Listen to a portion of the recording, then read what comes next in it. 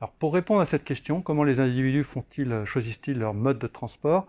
Il faut comprendre les raisons qui font que l'on prend plutôt la voiture que le vélo ou que les transports en commun. Il y a 10 ans, un siècle, on faisait 4 km par jour.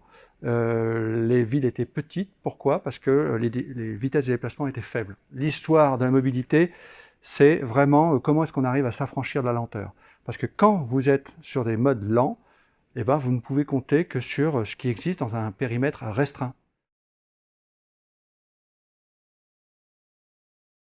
En 1900, on faisait 4 km par jour. Okay. En 2000, on en fait 40 et on a un revenu qui a été multiplié par 10, avec des temps disponibles multipliés par 4.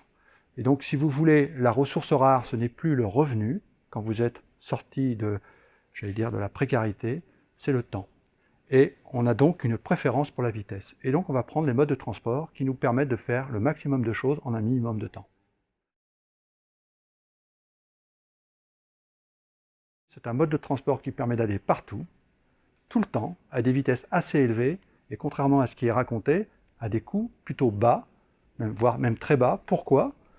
Parce que l'essentiel des Français, 80%, achètent des voitures d'occasion et dépensent peu d'argent. Les 3 premiers déciles de revenus dépensent 200 € par mois pour se déplacer en voiture.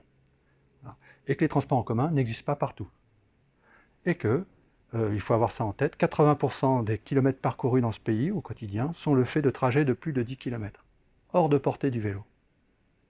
Donc voilà pourquoi aussi une des raisons qui explique qu'on choisit souvent la voiture, parce que c'est tout simplement rapide et pas cher.